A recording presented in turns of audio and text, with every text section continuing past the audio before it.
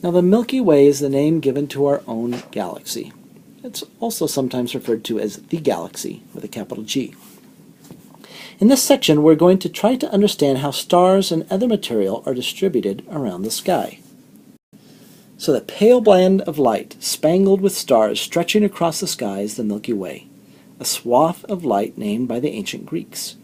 In the 17th century, Galileo showed the Milky Way is actually millions of stars too dim to see individually.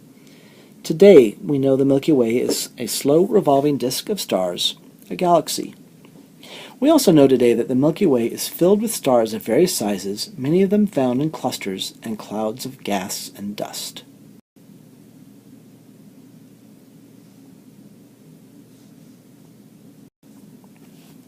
Now, the uniform distribution of stars in a band across the sky led Thomas Wright, Immanuel Kant, and William Herschel in the 18th century to suggest the Milky Way is a disk distribution of stars with a sun near the center. If the Milky Way was spherical, stars would be uniform regardless of which direction we looked. But because the Milky Way is a disk, we see stars when we look in certain directions, and very few when we look up and down. William Herschel's sketch of the Milky Way from 1748 is shown here. The sketch led Herschel and others to believe the Milky Way was disc-shaped, which was correct, and that the solar system was near the center of that disk, the position of the yellow dot here, which was incorrect.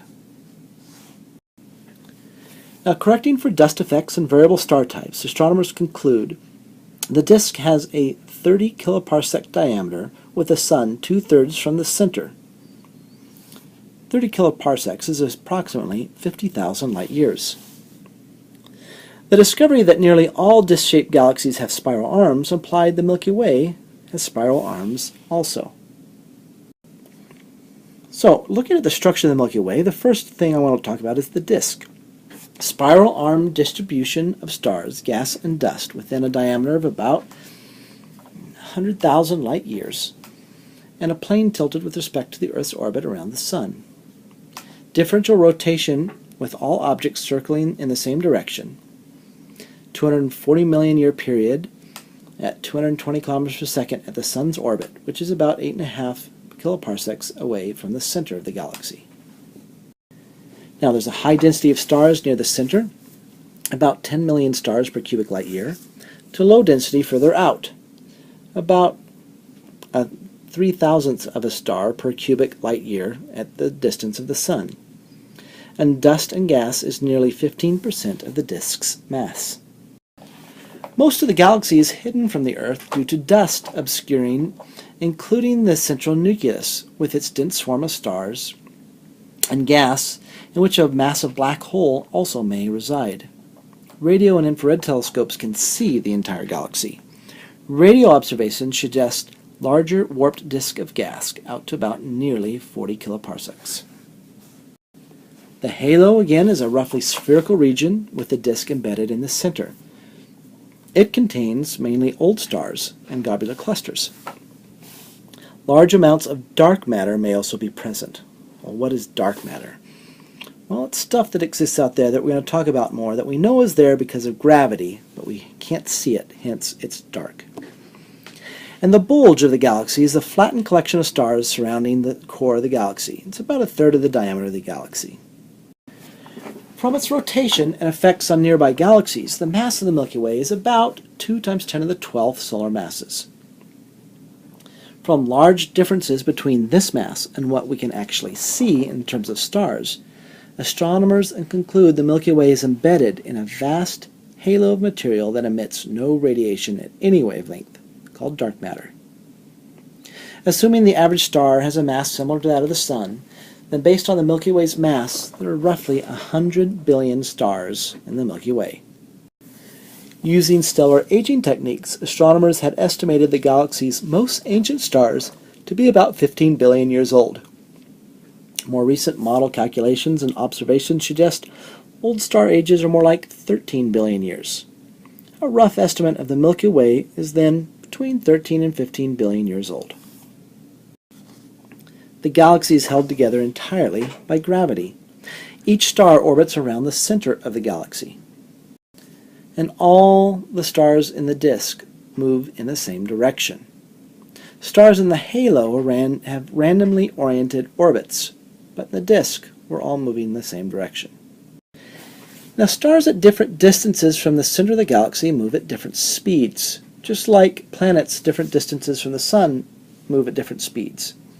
That process is called differential rotation, and it's this that leads to the mixing up of stars and the breaking up of star clusters. A star cluster forms. Ones that are slightly closer to the galactic center are moving at a faster pace around, and eventually they get strung out into spiral arms and they separate. Since we know the period and size of the sun's orbit around the center of the galaxy, we can use Newton's law of gravity to determine the mass of the Milky Way. There are about 10 to the 11th, or 100 billion solar masses within the radius of the sun, plus some more out. Most of this is stars. About 10 to 15% is interstellar matter. Since the average mass of a star is about a half solar mass, there must be about 2 times 10 to the 11th stars in our galaxy. Again, we only see a small fraction of them because of extinction. Now, what about the center of the galaxy? Because it's not observable in the visible, astronomers must rely on radio, infrared, X-ray, and gamma-ray observations. At a distance of 3 kiloparsecs from the center, an arc of cold hydrogen sweeps outwards at speeds exceeding 100 kilometers per second. A giant swarm of stars, packed in at millions of stars per cubic light year, are arranged in an elongated structure about 1,000 light years across. Some energetic event, perhaps a supernova explosion, violently disturbed the center in the not-too-distant past. Deep within the core lies an incredibly small, say 10 astronomical units in diameter, radio source, known as Sagittarius A. A 10 to the 6, or 1 million solar mass black hole may occupy the very center of the galaxy, although other explanations have been given of what this incredibly small radio source could be.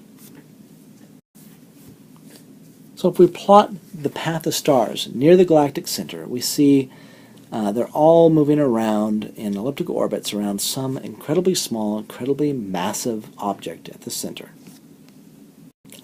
How did the galaxy form? Well, forming galaxies is still a major unsolved problem. Currently, it's thought that galaxies formed a lot like stars formed, but just on a larger scale. So we begin with a 1,000,000 light-year cloud with 100 billion solar masses of material, and the cloud gravitationally collapses and breaks up into stars. Evidence for this galaxy formation process can be found in the population 1 and 2 stars.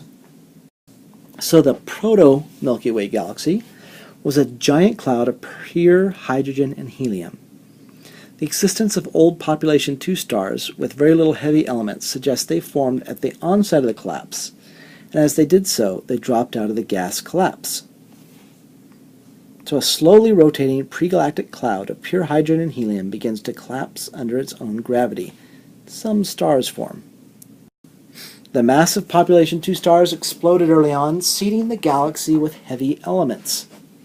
By the time the cloud collapsed into a disk, it was rich enough in heavy elements to generate the population 1 stars we see today. So, stars form in the disk, higher mass stars in the halo die, leaving only low mass red stars in the halo behind. Now, we can do a computer simulation of galactic formation, and what we do is we put essentially a uniform hydrogen cloud in a giant disk, and we look at what happens given a slight rotation.